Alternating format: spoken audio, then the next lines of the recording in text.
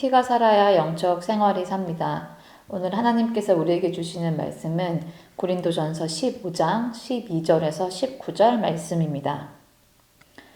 그리스도께서 죽은 자 가운데서 다시 살아나셨다 전파되었거늘 너희 중에서 어떤 사람들은 어찌하여 죽은 자 가운데서 부활이 없다 하느냐. 만일 죽은 자의 부활이 없으면 그리스도도 다시 살아나지 못하셨으리라. 그리스도께서 만일 다시 살아나지 못하셨으면 우리가 전파하는 것도 헛것이요 또 너희 믿음도 헛것이며 또 우리가 하나님의 거짓 증인으로 발견되리니 우리가 하나님이 그리스도를 다시 살리셨다고 증언하였음이라. 만일 죽은 자가 다시 살아나는 일이 없으면 하나님이 그리스도를 다시 살리지 아니하셨으리라. 만일 죽은 자가 다시 살아나는 일이 없으면 그리스도도 다시 살아나신 일이 없었을 터이요. 그리스도께서 다시 살아나신 일이 없으면 너희의 믿음도 헛되고 너희가 여전히 죄 가운데 있을 것이요. 또한 그리스도 안에서 잠자는 자도 망하였으리니 만일 그리스도 안에서 우리가 바라는 것이 다만 이 세상의 삶뿐이면 모든 사람 가운데 우리가 더욱 불쌍한 자이리라. 아멘. 고린도전서 15장의 별명은 부활장입니다. 그만큼 사도 바울은 이 고린도전서 15장에서 부활에 대해 가장 길고 자세하게 설명하고 있습니다. 바울이 이렇게까지 부활을 변증해야 했던 이유는 당시 고린도 교회 안에 부활에 대한 여러 가지 주장과 혼란이 있었기 때문입니다. 고린도는 헬라 문화와 철학이 발달한 도시였습니다. 사람들은 철학의 영향으로 수사학과 논리를 중요하게 여겼고 복음도 자신들이 가진 철학의 틀 안에서 이해하고 또 설명하고 싶어 했습니다. 그 결과 어떤 사람들은 죽은 자의 부활 자체를 부정했고 또 어떤 사람들은 영혼은 살지만 몸은 살지 않는다라고 주장하기도 했습니다. 그러나 바울은 그 모든 주장에 반박하며 몸도 영혼도 부활한다라고 이야기합니다. 13절과 14절에 죽은 자의 부활이 없으면 그리스도도 다시 살아나지 못하였고 그리스도께서 살아나지 않으셨다면 우리의 전파도 헛것이요 우리의 믿음도 헛것이다 라고 말합니다. 우리가 믿는 복음은 단순히 영혼만 살아남는 이야기가 아니라 예수 그리스도께서 부활하실 때 몸과 영혼이 다시 사셨던 것처럼 우리 역시 몸과 영혼이 함께 온전하게 회복될 것이라는 소망입니다. 그렇다면 하나님은 왜 몸의 부활까지 약속을 하셨을까요? 그 이유는 창조의 이야기로 가보면 좀 더 자연스럽게 이해할 수 있습니다. 하나님께서는 흙으로 사람을 빚으셨고 또 그 코에 생기를 불어넣으셨습니다. 사람은 몸과 영혼이 따로 존재하는 것이 아니라 몸과 영혼이 함께 하나님 안에서 창조되어 살아가는 존재입니다. 우리는 종종 하나님의 형상이라고 하면 영적인 부분만 떠올리게 됩니다. 하지만 성경은 몸도 하나님께서 친히 만드시고 보시기에 좋았더라 라고 말씀하십니다. 그래서 몸의 부활은 새로운 개념이 아니라 하나님께서 처음 창조하셨던 인간의 모습으로 온전하게 회복하시는 하나님의 섭리인 것입니다. 이 사실은 우리의 신앙을 현실에서 멀어지게 하지 않습니다. 오히려 현실을 더욱 귀하게 바라보게 하십니다. 하나님께서 이 세상에 사람을 창조하신 후 하나님께서 만드신 세상을 더욱 아름답게 가꾸어지도록 사람에게 명령하셨습니다. 그렇기 때문에 우리에게 몸과 영혼을 부활시킨다고 하시는 것, 그리고 몸과 영혼으로 이 세상을 살아가게 하신다라는 것은 우리에게 맡겨진 일들이 있다라는 뜻입니다. 하나님께서는 우리의 영혼만 사랑하시는 분이 아니라 우리의 몸과 우리의 삶과 우리의 일상까지도 사랑하시는 분이십니다. 그래서 믿음은 현실을 떠나는 것이 아니라 하나님 없이 살아가던 바로 그 자리에서 하나님과 함께 살아가기 시작하는 것입니다. 부활신앙은 미래만 바라보며 이 세상의 삶이 빨리 끝나기를 기다리는 신앙이 아닙니다. 오히려 오늘을 살아가는 방법을 바꾸는 신앙입니다.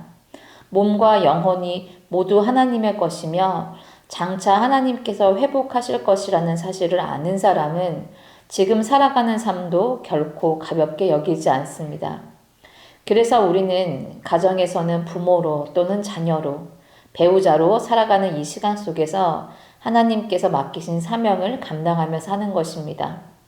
직장에서 맡은 일도, 교회에서 감당하는 작은 섬김도 하나님 앞에서 모두 의미 있는 삶이 됩니다. 하나님께서는 우리에게 무거운 짐을 주기 위해서 책임을 말씀하시는 것이 아니라 우리를 창조하신 목적에 가장 가까운 삶으로 초대하는 것입니다. 부활을 믿지 않는 사람은 이 세상의 지금의 만족과 성공을 위해 살아가라고 이야기할 것입니다. 부활을 믿기는 하지만 영혼의 부활만 믿는다면 이 세상이 그저 지나가는 허무한 시간일 뿐일 것입니다. 그러나 몸과 영혼의 부활을 믿는 사람은 이 세상을 다르게 살아갑니다. 영원한 하나님 나라를 바라보기 때문에 오늘의 선택도 달라지고 사람들과의 관계를 맺는 방식도 달라지고 맡겨진 삶의 자리에서 살아가는 태도도 달라지게 됩니다. 부활의 소망은 현실을 외면하게 만드는 것이 아니라 이 현실 속에서 하나님의 사랑과 공의를 잘 드러낼 수 있도록 세상의 빛과 소금의 역할을 감당하려고 애쓰게 될 것입니다. 그렇게 살아가는 길은 항상 쉽지만은 않습니다. 정직하게 살다가 손해를 볼 수도 있고 사랑하려다가 오히려 상처를 받을 수도 있습니다. 믿음을 지키기 위해 포기해야 하는 순간도 있을 것입니다. 그럴 때 우리는 문득 허무함과 부활에 대한 의심이 생기기도 합니다. 그러나 바울은 오늘 본문 19절에서 이렇게 이야기합니다. 만일 그리스도 안에서 우리가 바라는 것이 다만 이 세상의 삶뿐이면 모든 사람 가운데 우리가 더욱 불쌍한 자이리라. 만약에 몸과 영혼의 부활이 없다면 세상 속에서 말씀을 붙들고 살아가는 우리의 삶은 너무나 불쌍하고 안타까운 삶일 것입니다. 그러나 예수님께서 몸과 영혼이 함께 다시 살아나셨습니다. 그리고 우리에게도 이와 똑같은 부활을 약속하셨습니다. 그렇기에 오늘 우리의 눈물도 인내도 섬김도 사랑도 결코 사라지지 않습니다. 하나님께서는 그 모든 삶을 기억하시고 마지막 날 온전한 영광으로 우리를 회복시킬 것입니다. 그래서 부활을 믿는 사람은 낙심보다 하나님을 소망하는 것을 선택하고 포기하는 것보다 사랑을 다시 선택하며 계산하는 것보다 신실함을 선택할 수 있습니다. 사랑하는 성도 여러분, 부활은 죽음 이후의 이야기만은 아닙니다. 부활은 오늘을 살아가는 우리의 삶을 바꾸는 복음인 줄 믿습니다. 하나님께서 몸과 영혼을 함께 지으셨고 몸과 영혼을 함께 회복하실 것을 믿는 사람은 오늘의 삶 또한 하나님께서 귀하게 여기신다라는 사실을 알게 됩니다. 그러므로 우리가 살아가는 가정, 일터, 그리고 교회, 사회에서 하나님께서 우리를 부르신 거룩한 자리를 살아가는 것입니다. 우리는 다른 삶을 먼저 꿈꾸기보다 지금 있는 자리에서 하나님과 함께 살아가는 자들입니다. 비록 눈앞의 현실은 불편하고 또 거칠고 우리의 수고가 아무 의미 없어 보일 때가 있을지라도 몸과 영혼을 다시 살리실 부활의 주님을 바라봅시다.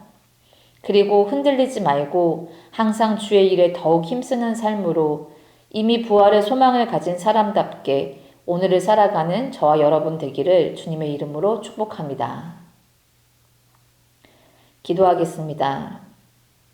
살아계신 주님, 예수 그리스도의 부활을 통해 우리에게 몸과 영혼의 온전한 부활의 약속을 주신 주님께 감사드립니다. 우리의 믿음이 죽음 이후만 바라보는 신앙이 아니라 오늘을 하나님과 함께 살아가는 삶이 되게 하여 주시옵소서. 우리의 가정에서, 일터에서, 그리고 교회와 이웃과의 시간 속에서 맡겨진 자리를 소중히 여기며 사랑과 신실함으로 살아가게 하여 주시옵소서. 때로 우리의 수고가 헛되어 보이고 낙심될 때에도 부활의 약속을 붙들고 흔들리지 않게 하여 주시옵소서. 우리의 눈물과 인내와 섬김을 기억하시는 주님을 신뢰하며 항상 주의 일에 더 힘쓰는 삶을 살아가게 하시고 부활의 소망을 가진 자답게 오늘을 살아내는 성도 되게 하여 주시옵소서. 우리에게 부활을 허락하시고 오늘도 부활을 살게 하시는 예수 그리스도 이름으로 기도드립니다. 아멘.